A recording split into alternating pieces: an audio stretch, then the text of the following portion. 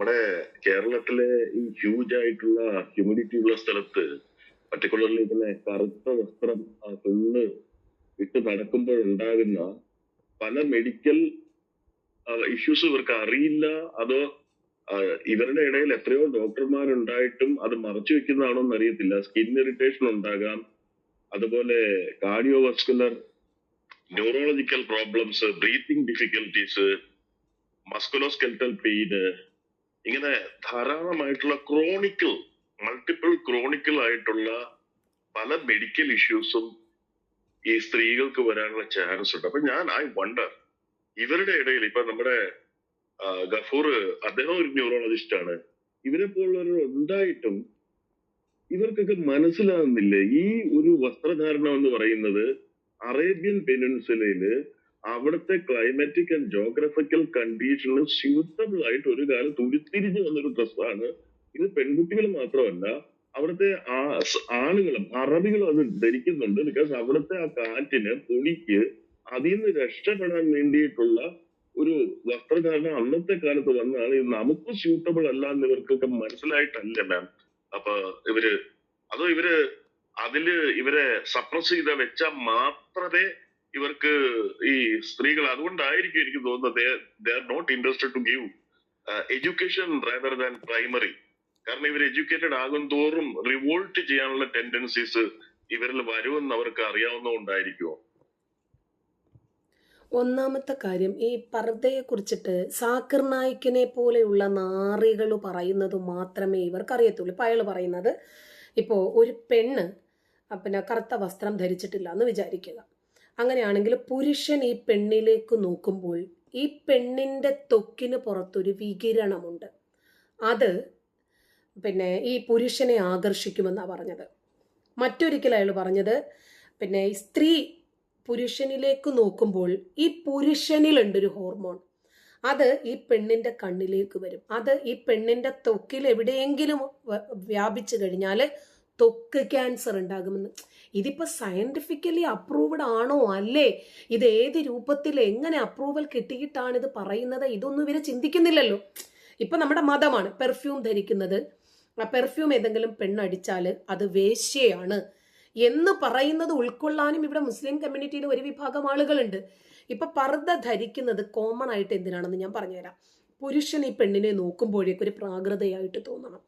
അതല്ലാതെ ഇവളൊരു മോഡേൺ ആയിട്ട് സുന്ദരിയായിട്ട് തോന്നിക്കഴിഞ്ഞാൽ അവന് ഒരു ആകർഷണമുണ്ടാകും. ഇവളുടെ ടെസ്റ്റോസ്റ്റിറോൺ ഉയർന്ന് പ്രവർത്തിക്കുമെന്നും ഹൈപ്പോതലാമസ് ഉദ്ദീപിപ്പിക്കുമെന്നും അങ്ങനെ ഇവന്റെ സെക്സ് ഹോർമോൺ വർക്കാകും. അങ്ങനെ ഇവന്റെ ഹോർമോൺ വിളിച്ചു പറയും, പെണ്ണേ നീ വെറും ഒരു ഇറച്ചി കഷ്ണമാണ്, എനിക്ക് ഭോഗിക്കാനുള്ള ഒരു ഇറച്ചി കഷ്ണമാണ് നീ എന്ന് ഈ പെണ്ണിനെ നോക്കുമ്പോൾ പുരുഷന്റെ ഹോർമോൺ ടെസ്റ്റോസ്റ്റിറോൺ ഇവനോട് വിളിച്ചു പറയുമെന്നാണ് ബാലുശ്ശേരിയെ പോലെയുള്ള ഉസ്താദ് സയന്റിസ്റ്റുമാർ പഠിപ്പിക്കുന്നത്. ഇതല്ലേ ഇവർക്കറിയൂ, ഇതല്ലേ ഇവര് കേൾക്കുന്നുള്ളൂ, ഇവര് മനസ്സിലാക്കുന്നുള്ളൂ. അപ്പൊ പെണ്ണ് കറുത്ത വസ്ത്രത്തിൽ പൊതിയുന്നത് എന്തിനാ? പുരുഷന്റെ പ്യൂരിറ്റിക്ക് വേണ്ടി. പുരുഷന് സ്വർഗം കിട്ടണം, പുരുഷൻ കണ്ണുകൊണ്ട് വ്യഭിചരിക്കരുത്. ഇപ്പൊ കറുത്ത വസ്ത്രം പിന്നെ സ്ഥിരമായിട്ട് ഉപയോഗിച്ചാൽ ഉണ്ടാകാനുള്ള സാധ്യതകളെ കുറിച്ചിട്ട് ഗഫൂറിനെ പോലെയുള്ള ആളുകൾക്കൊന്നും അറിയാത്തത് കൊണ്ടല്ല. ഡോക്ടർ ഫസൽ ഗഫൂറിന്റെ ഇതിലാണ്, പിന്നെ അദ്ദേഹത്തോടാണ് നമ്മുടെ ഫാത്തിമ തഹിലിയ ചോദിക്കുന്നത്, മുഖം മറച്ചാൽ എന്താ കുഴപ്പം എന്നൊക്കെ ചോദിച്ചപ്പോൾ അദ്ദേഹം പറയുന്നുണ്ട്, ആദ്യം നിങ്ങളങ്ങ് മുഖം മറച്ചിട്ടു, അത് കഴിഞ്ഞിട്ടല്ലേ മറ്റുള്ളവരെ മുഖം മറപ്പിക്കാൻ നിങ്ങൾ ശ്രമിക്കേണ്ടത്. അപ്പൊ മുഖം മറയ്ക്കുന്ന വസ്ത്രത്തെ മാത്രമേ അദ്ദേഹം എതിർത്തിട്ടുള്ളൂ, പർദ്ദയെ എതിർത്തിട്ടില്ല.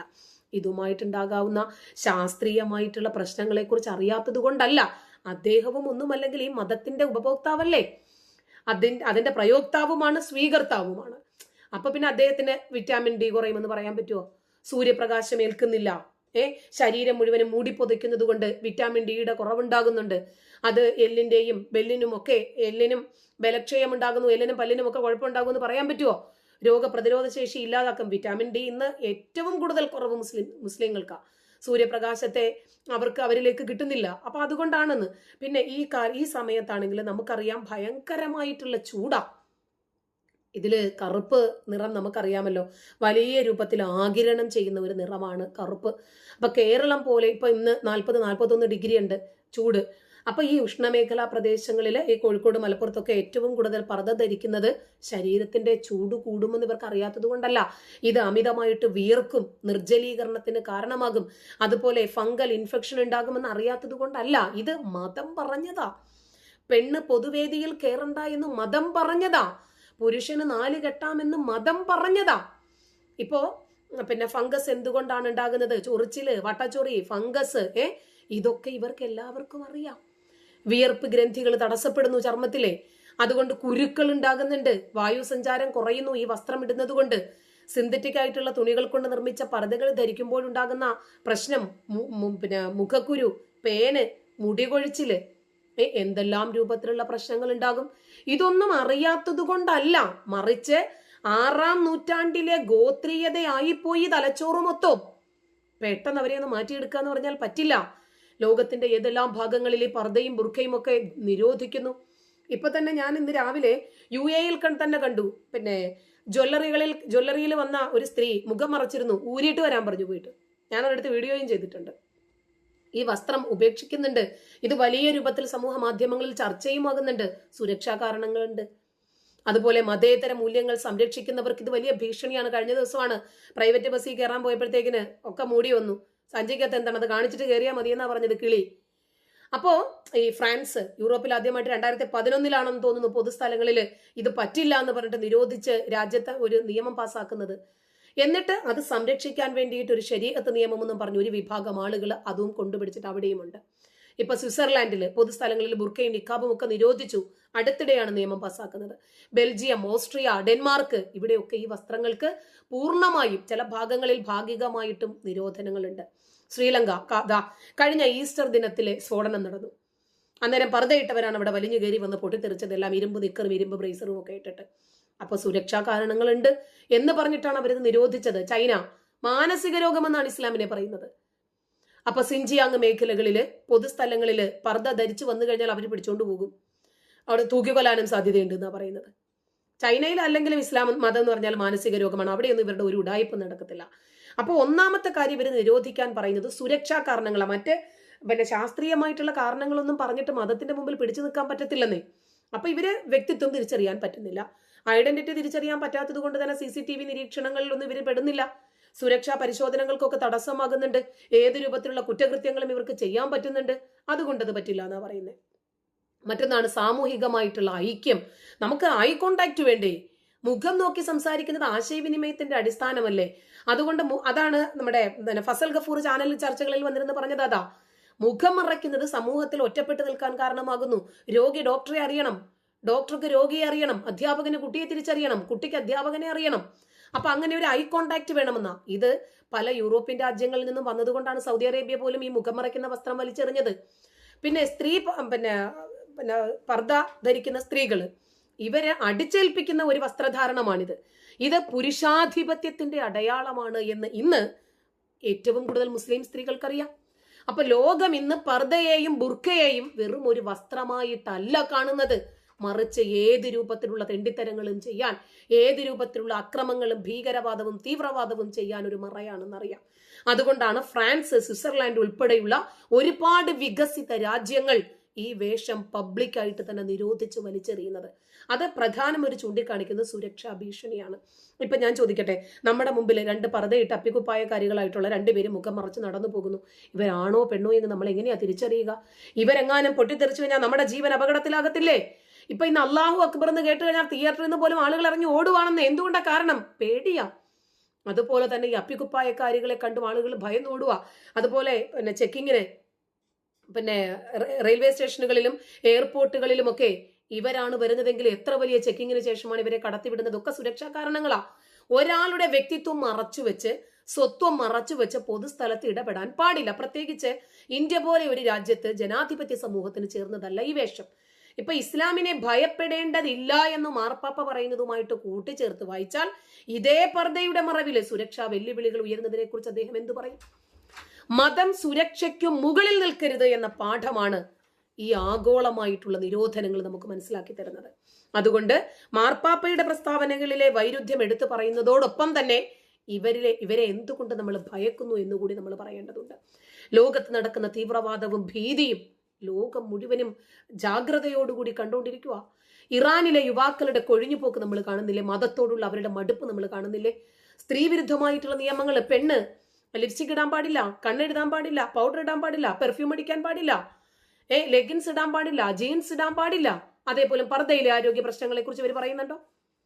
ആഗോളതലത്തില് പർദ്ദ നേരിടുന്ന നിരോധനങ്ങളും സുരക്ഷാ വെല്ലുവിളികളെയും കുറിച്ച് ഇവരാരെങ്കിലും പറയാറുണ്ടോ?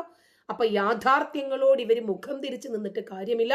ഇന്നല്ലെങ്കിൽ നാളെ ആയിരുന്നാലും ശരി ഈ യാഥാർത്ഥ്യത്തോട് അവർ പൊരുത്തപ്പെട്ടേ മതിയാകും. ഇപ്പോ താജിക്കിസ്ഥാൻ 100% മുസ്ലിം ഭൂരിപക്ഷമുള്ള രാജ്യമാണ്.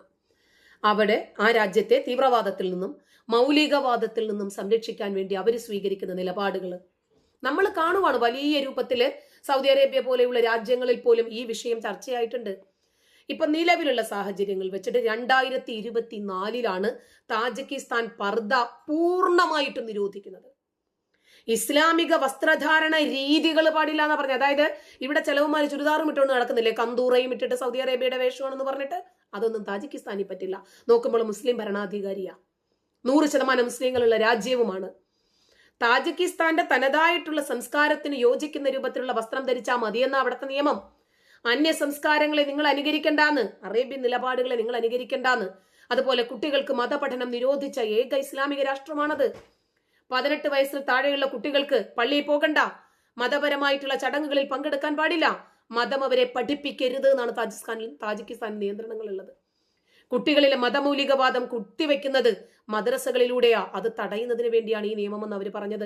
താടി വളർത്തുന്നത് ഇപ്പോ അഫ്ഗാനിസ്ഥാനിലാണെങ്കിൽ ബാർബറെ പിടിച്ചുകൊണ്ട് പോകുക, അറസ്റ്റ് ചെയ്ത്. താടി വയ്ക്കാത്തവനെ പിടിച്ചുകൊണ്ട് പോകുക, അറസ്റ്റ് ചെയ്ത്. വട്ടന്മാര് ഇവരൊക്കെയാണ് ഒരു രാജ്യം നിയന്ത്രിക്കുന്ന രാജ്യത്തിന്റെ പുരോഗതി എവിടെ നിൽക്കും? യുവാക്കൾ നീളത്തിൽ താടി വളർത്താൻ പാടില്ല താജിക്കിസ്ഥാനില്. സദാചാര പോലീസിംഗ് കൊണ്ട് അപ്പോഴേ തൂക്കിയെടുക്കും. തീവ്രവാദ ആശയങ്ങൾ പിന്തുടരുന്ന ആളുകളുടെ അടയാളമായിട്ടാണ് താജിക്കിസ്ഥാൻ ഈ താടിയെ കാണുന്നത്. നിർബന്ധിതമായിട്ട് അവർ താടി വടിപ്പിക്കുന്നുണ്ട്.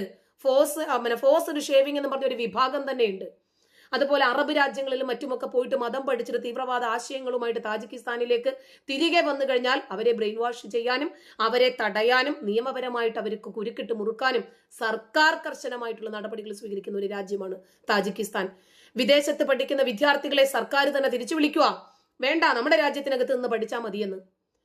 അപ്പൊ ഇവിടെ ഇസ്ലാമിനെ ഭയപ്പെടേണ്ടതില്ല എന്ന് പറയുമ്പോൾ 90%-ലധികം ഏതാണ്ട് 98% മുസ്ലിങ്ങൾ താമസിക്കുന്ന താജിക്കിസ്ഥാൻ എന്ന് പറയുന്ന ഇസ്ലാമിക രാജ്യം, നമ്മുടെ നാട്ടിൽ ഏതെങ്കിലും ഒരു മതപണ്ഡിതൻ ഈ വിഷയത്തെക്കുറിച്ച് ചർച്ച ചെയ്യുമോ? അവര് പർദ്ദ നിരോധിച്ചതിനെ കുറിച്ച് ചർച്ച ചെയ്യുമോ? കുട്ടികൾ മദ്രസയിൽ പോകുന്നില്ല, പള്ളിയിൽ പോകുന്നില്ല, ചർച്ച ചെയ്യുമോ? മതമൗലികവാദത്തിന്റെ അടയാളങ്ങളെ അവർ ഭീതിയോടുകൂടിയാണ് കാണുന്നത്. മദ്രസകളിൽ എന്ത് പഠിപ്പിക്കണം? അതോ 18 വയസ്സ് കഴിഞ്ഞാലേ മദ്രസയിലേക്ക് പോകാനും പറ്റൂ? മതം പിന്തുടരുന്ന ആളുകൾ തന്നെ ആ മതത്തിലെ തീവ്രവാദ ചിന്താഗതികളെ ഇത്രയധികം ഭയപ്പെടുന്നു. അപ്പോൾ ഇത് ഭയപ്പെടേണ്ടതാണോ എന്നാണ് ഞാൻ ചോദിക്കുന്നത്. പുറത്തുള്ള ആളുകൾ, മാർപ്പാപ്പയെ പോലെയുള്ള ആളുകൾ ഭയപ്പെടേണ്ടതില്ല എന്ന് പറയുമ്പോൾ ഇസ്ലാമിക രാജ്യങ്ങൾ പോലും ഭയപ്പെടുന്നു. എത്രമാത്രം വിരോധാഭാസമാണിത്! ഒരു മുസ്ലിം രാജ്യം പോലും തങ്ങളുടെ സുരക്ഷയ്ക്ക് മതപരമായിട്ടുള്ള അടയാളങ്ങളെ മാറ്റി നിർത്തുന്നു. നിയമം മൂലം അത് നിയന്ത്രിക്കുന്നു, നിരോധിക്കുന്നു. ആഗോള തലത്തിൽ ഉയരുന്ന ആശങ്കകളെ വെറുതെ മുൻവിധിയോടുകൂടി കാണാൻ പറ്റില്ല. താജിക്കിസ്ഥാന്റെ ഇപ്പോഴത്തെ പ്രസിഡന്റ് ഇമോമാലി റഹ്മാൻ നിരന്തരം അദ്ദേഹം പറഞ്ഞുകൊണ്ടിരിക്കുന്നത് മതം രാഷ്ട്രീയത്തിലേക്കോ തീവ്രവാദത്തിലേക്കോ ഈ രാജ്യത്ത് വഴിമാറരുത് എന്നാ. സ്വന്തം നിലനിൽപ്പിന് വേണ്ടി ഒരു മുസ്ലിം രാജ്യം സ്വീകരിക്കുന്ന ഈ കടുത്ത നിലപാടുകള് മാർപ്പാപ്പയെ പോലെയുള്ള ആളുകൾ നമ്മുടെ നാട്ടിലെ മതേതര വിശ്വാസികൾ കാണുന്നില്ലേ എന്നൊരു ചോദ്യം ഇവിടെ നിൽക്കട്ടെ.